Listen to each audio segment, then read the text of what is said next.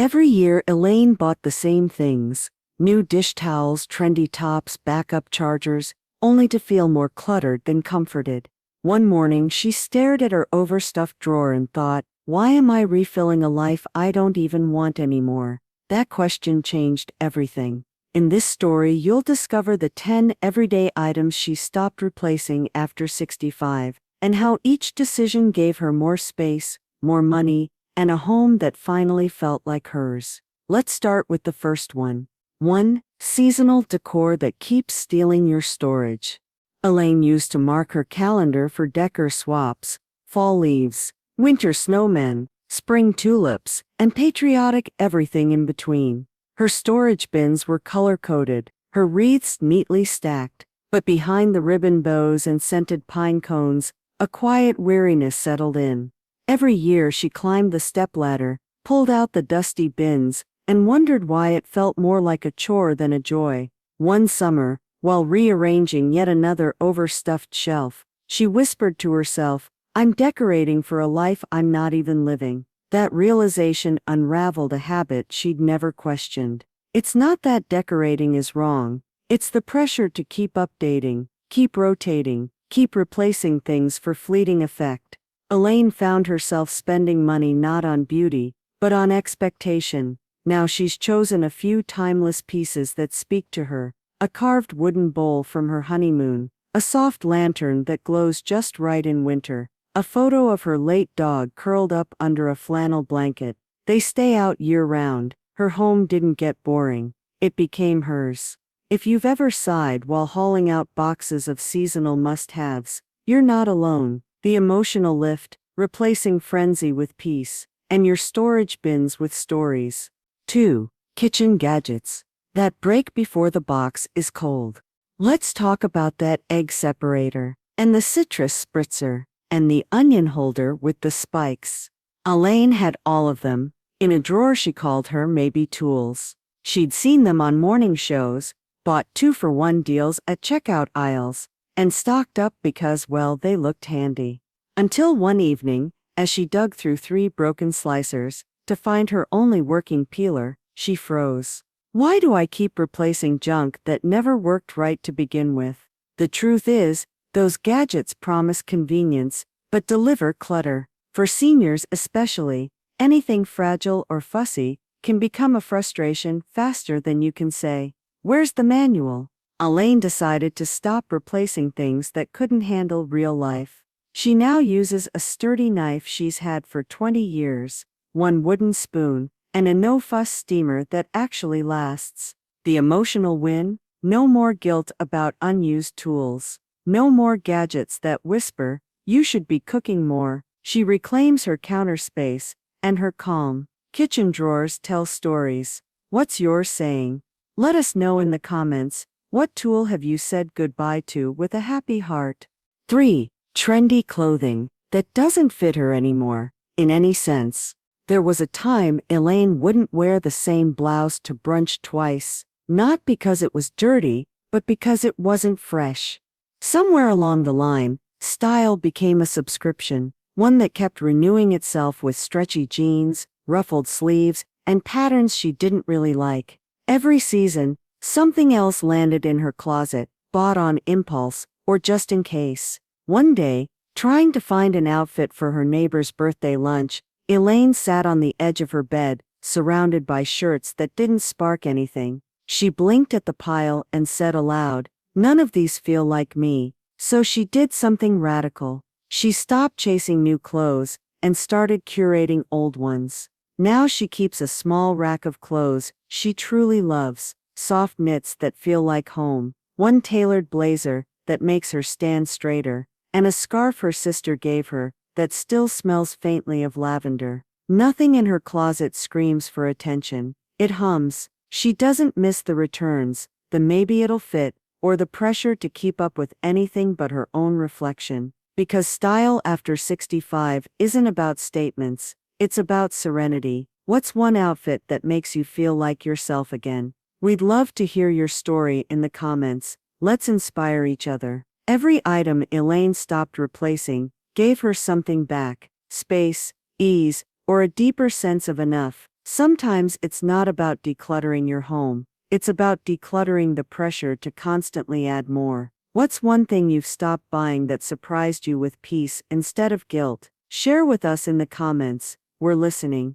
4. Makeup and toiletries that multiply in the dark?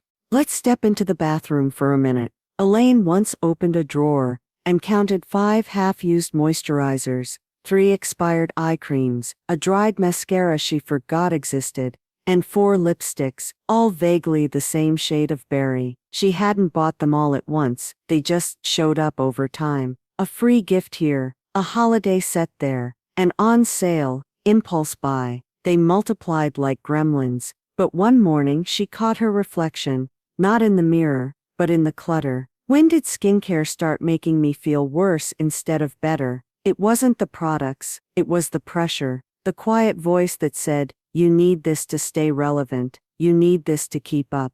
Elaine took one quiet afternoon and laid it all out: lotions, powders, cleansers. She picked the 3 things she actually used, gave the rest away, and stopped replacing the rest when they ran out. No more buying for a version of herself that didn't exist. Now, her morning routine takes 5 minutes. She uses what feels good. She wears what feels light. She's not hiding anymore. She's showing up. Because after 65, beauty isn't in the bottle, it's in the ease. 5. Backup electronics and just-in-case cables. This one starts in a drawer. Most of us have. Maybe you do too. It's the tech catch-all drawer. Elaine's had chargers for phones she didn't own anymore, 3 sets of headphones, none of which worked, a tablet she never set up, and cables. So many cables, black, white mystery ends, tangled like spaghetti. She never meant to hoard them. It started with good intentions, just in case. But as the drawer filled, so did her quiet frustration. One evening, her grandson came over to help her find a charger. They pulled open the drawer and stared at the chaos. He laughed gently and said, "Graham, I think your electronics are breeding." Elaine did what she hadn't done in years. She unplugged from What If. Together they tested, labeled, and sorted every item. Most didn't work, some never did. She kept one charger for her phone, one for her tablet, and a simple pair of earbuds that didn't need instructions. She no longer replaces electronics the moment a newer version drops. She doesn't need 4 backups. She needs one that works, and a space that feels light, and the peace of knowing where everything is, worth more than any upgrade. 6. Paper towels and disposable cleaning supplies. You may not think much about paper towels, but Elaine did, especially when she realized how often she was hauling those big plastic wrap packs into the house, over and over again. She'd use them for everything: spills, dusting, napkins, wiping counters, windows. The roll spun like a game show wheel, until one day, she did the math. In a single month, she used 3 rolls. That's 36 rolls a year. Multiply that by the last 10 years, over 350 rolls, most used once, then gone. "I'm spending money to throw it away," she muttered to herself. That was it. She didn't go cold turkey, but she made a switch. Elaine cut up 2 old flannel shirts, hemmed the edges, and turned them into reusable cloths. She bought a small set of microfiber pads that she could wash and reuse. At first it felt strange, then it felt smart. Then it felt liberating. No more waste, no more storage, no more replacing. She still keeps 1 roll on hand, for messes that really need it. But she hasn't bought a bulk pack in over a year. And every time she wipes a counter, she smiles at the quiet savings, on her wallet, and on her planet. None of these changes happened overnight, but each one lifted a tiny burden Elaine didn't know she was carrying. Makeup was about identity. Cables were about fear. Paper towels, they were about default habits that didn't serve her anymore. The deeper truth, she was making space, not just on her shelves, but in her self-image. She stopped replacing the idea that she had to be ready for everything, perfect in every room, prepared with extras to please someone else. She learned to live lighter. What's one everyday item you've stopped replacing and didn't miss at all? Was it something in your bathroom drawer? a kitchen routine, a tech habit? We'd love to hear your story in the comments. Sometimes the smallest switch opens the biggest door. 7. Duplicate kitchenware that crowds not helps. It started with good intentions. Elaine bought a second whisk because the first one was dirty. Then came the extra spatula, just in case. And somehow 3 colanders now jostled for space under her sink. One weekend, she was baking banana bread for her neighbor's new grandbaby, and mid-recipe, she couldn't find the mixing bowl she actually liked using. It was buried under 3 she never touched. Frustrated, she set everything out on the counter, all 17 pieces of kitchenware that had somehow multiplied. She didn't feel wasteful. She felt exhausted. We all collect backups. It feels smart, prepared, even nurturing. But for Elaine it became a quiet form of clutter, one that whispered, maybe you'll host more, maybe you'll cook differently, maybe you'll be that person again. Instead she chose her favorite set, the wooden spoon that stirs just right, the mixing bowl with the chip she'd grown fond of, the whisk with the perfect bounce. She donated the rest. Now her cabinets open with ease. She knows exactly where everything is. And more importantly, she enjoys cooking again. Because sometimes the reason we stop using our kitchen isn't age, it's overwhelm. Have you ever opened a cabinet and sighed instead of smiled? What's one item you could part with today? 8 magazines and subscriptions that guilt you instead of delight you. Elaine used to love flipping through glossy magazines on Sunday mornings, but as time passed, the stack got taller, and her interest thinner. She still subscribed out of habit. After all, what was $9.99 a month? But soon, unread issues piled up. She felt a subtle guilt every time she walked past them. I really should read those. But she didn't want to. It wasn't just about the magazines, it was about expectations, the silent burden of staying informed, staying cultured, staying in the loop. But that loop no longer brought her joy. One rainy afternoon, she sat down with a cup of tea, looked at the pile, and thought, what would happen if I let this go? So she did. She canceled 5 subscriptions in one sitting, kept one she still truly enjoyed. And now, instead of a mountain of unread pages, she has a single paper she reads slowly. She didn't feel out of touch, she felt liberated. No more stacks, no more guilt, just space to breathe. It's not about rejecting curiosity, it's about curating joy. What's something you felt quietly obligated to keep? If you let it go, what might you gain instead? 9. Greeting cards for every occasion that never get sent. This one stung a little. Elaine had a beautiful tin box of greeting cards. Birthdays, anniversaries, sympathy, congratulations, even a few blank ones with watercolor birds. She bought them in packs, on sale, sometimes just because they were pretty. But here's the catch. She rarely sent them. She meant to. But life got busy. Days passed, and the moment came and went.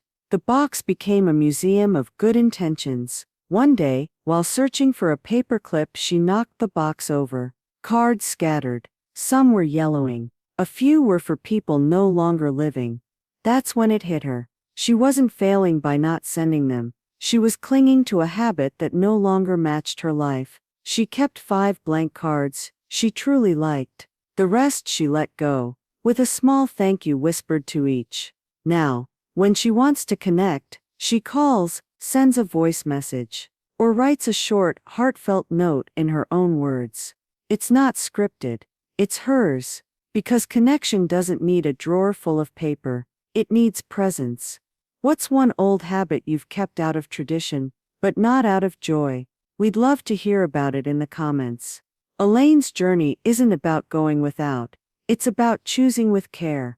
From kitchen drawers to magazine piles, she's learning that letting go can feel like coming home. Which of these 3 felt most familiar to you? Tell us below. Your story might be exactly what someone else needs to hear today. 10. Specialty pantry items that expire before they inspire. Elaine used to love the idea of being pantry ready. Truffle oil, rice paper wrappers, that special vinegar from the farmer's market, the kind with a handwritten label, and a price tag that made her blink. They sat lined up like little promises. But here's what happened. She'd try a new recipe, use a tablespoon, and never touch the item again. Weeks passed. Then months. One day, a curious sniff test confirmed what she already knew. It was time to toss it. She wasn't a bad cook. She was an aspirational shopper. She bought ingredients not for her real life, but for a fantasy one. The one where she hosted elaborate dinners and tried exotic cuisines every other week. The reality, Elaine liked her basics. Olive oil, garlic, lemon, comfort food. And so she made a quiet decision. If she couldn't think of 3 ways to use it, she wouldn't buy it. If she hadn't used it in 6 months, she wouldn't replace it. Today her pantry is smaller, but smarter. She knows what's in there. She uses it all. And when she cooks, she feels prepared, not guilty. Because cooking, like life after 65, should feel satisfying, not overwhelming. Do you have any "what was I thinking" items in your pantry? Tell us, no judgment here. We've all been there. 11. Duplicate cleaning supplies that promise too much. There's a strange comfort in a freshly bought bottle of cleaner, isn't there? The label sparkles. The scent promises lemon breeze, and it whispers, maybe this time, you'll finally get that grout spotless. Elaine had a whole shelf of those whispers. She didn't notice how many had built up: glass cleaner, tile foam, carpet spray, stovetop degreaser, window wipes, stainless steel polish, bathroom scrub, grout brightener, wood spray, even a special microwave steam sachet. And yet, every time something spilled, she reached for the same old all-purpose cleaner and a cloth. The truth was, she didn't need more products. She needed fewer decisions. The more options she had, the more overwhelmed she felt. She started wondering, why do I keep replacing cleaners I don't even use? So, she tested everything, kept the 3 that worked, gave the rest away. Now, her cleaning shelf is simple, her under-sink cabinet, peaceful. But here's the real transformation. Cleaning no longer feels like a chore she's failing at. It's just a few minutes with tools that work, and then back to life. Because women our age deserve ease in the everyday. What's one cleaning product you thought you'd use, and didn't? Share your funniest or most useless find in the comments. 12. Trendy hobby supplies that don't fit your joy anymore. Elaine once took up adult coloring. She bought 3 books, a beautiful pencil set, even a sharpener shaped like a tiny bird cage. She tried it for 2 weeks, then moved on. She didn't hate it. She just didn't love it. But the supplies sat on her shelf, silently nagging, like a to-do list made of glitter pens. Over the years, it happened again. Watercolor kits, beading supplies, yarn that never became anything but tangled. Here's the thing. Hobbies are sacred, but not all of them are meant to stay. Elaine realized she was buying replacements for a version of herself that no longer felt real. She wasn't crafty anymore, and that was okay. What she was: curious, thoughtful, creative, in different ways. She started writing little reflections in a journal, taking nature walks, organizing family photos into albums. She let go of the guilt and the clutter. Now her hobby shelf is small, but it brings joy. No more dusty supplies. No more reminders of projects undone. Just space to do what feels right, today. Have you held on to a hobby supply for someday? What if someday doesn't need it anymore? Tell us in the comments, what hobby gave you peace, and which ones did you release? Elaine didn't just stop replacing things. She stopped replacing herself with an image of what she thought she should be. She found joy in function, clarity in choice, freedom in fewer things that meant more. Which of these hit home for you today? Share your thoughts below. Someone out there might be inspired by your story. 13. Fancy storage containers that promise to organize everything, but don't set. The siren call of matching bins, clear ones, fabric ones, bamboo lids with tiny chalkboard labels. Elaine fell for them all. She'd spend entire afternoons browsing organization inspiration online, convinced that one more container would finally make everything make sense. Spoiler, it didn't. She realized the truth on a Sunday afternoon, trying to fit yet another plastic bin inside her linen closet. It didn't fit. Neither did the two behind it. She pulled them all out. What was inside? Old batteries, 3 measuring tapes, expired hand warmers, and a pile of mismatched buttons. Not exactly a vision of harmony. That's when it hit her. I've been organizing clutter instead of eliminating it. The bins weren't fixing the chaos. They were disguising it. Every time something felt out of control, she'd buy a new box or basket, thinking it would solve the problem. But the real peace came not from containment, but from clarity. She stopped replacing cracked bins, mismatched lids, and drawer organizers that never quite fit. Instead, she kept what she needed and stored it in what she already had. Simple, honest, functional. A few glass jars, a wooden tray, a single shoebox with a label. Now when she opens a drawer or closet, she doesn't see a Pinterest fantasy. She sees what matters. Because real order starts with owning less, not boxing more. Do you have a bin full of bins? What would happen if you emptied one today and didn't refill it? 14. Multiples of the same thing, just because they were on sale. It started with a pack of kitchen towels. Elaine didn't need them, but they were soft, on sale, and came in pretty colors. Into the cart they went. Then came candles, 3 for the price of 1, soap dispensers, socks, mugs. Oh, the mugs. At first, these little purchases felt harmless, even joyful, like small tokens of self-care. But slowly they multiplied. She had 5 lotion bottles open at once, 10 dish towels, stuffed into a drawer that barely closed, enough pens to last until the next century. The worst part? She couldn't find the one item she actually needed when she needed it. One day, while dusting off a stack of unused notebooks, she caught herself thinking, I'm shopping like I live with 10 people. That stopped her in her tracks. From that moment on, she made a new rule. If she already had one that worked, she didn't replace it. Even if it was cute, even if it was cheap, even if it was too good a deal to pass up. The result? Fewer duplicates, less decision fatigue, a home that feels curated, not crammed. And more than that, Elaine started to trust herself, to know that she didn't need backups for everything, just faith that what she had was enough. Have you ever bought something just because it was on sale, only to realize you didn't need it at all? We'd love to hear your whoops moment in the comments. 15. Someday items that only collected dust. This one was the hardest. Tucked away in the corner of Elaine's hallway closet was a bread maker. She bought it 5 years ago, imagining weekend mornings with the smell of fresh dough in the air. Next to it, a set of dumbbells she meant to use once the weather got better, and a stack of DVDs for an art class she never quite started. These were her someday items. They represented hope, maybe even identity. The baker, the painter, the fitness enthusiast. But in truth, they'd become tiny monuments to guilt. One day, she opened the closet to grab a vacuum bag and bumped the bread maker again. It rattled forward like it was trying to escape, and that was it. She sat down right there on the floor and asked herself, am I holding on to potential or pressure? That afternoon, she donated the bread maker, gave the dumbbells to a neighbor, and recycled the DVDs. She didn't mourn them,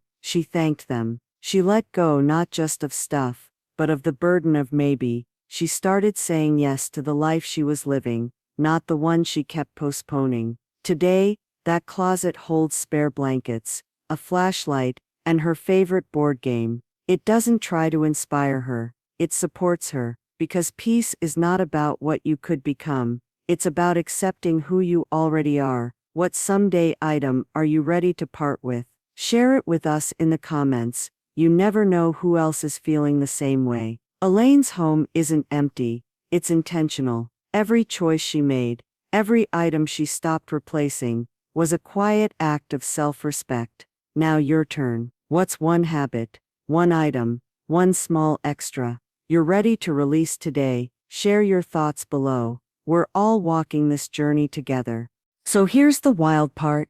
Elaine didn't downsize her joy, just her junk, less replacing, more living.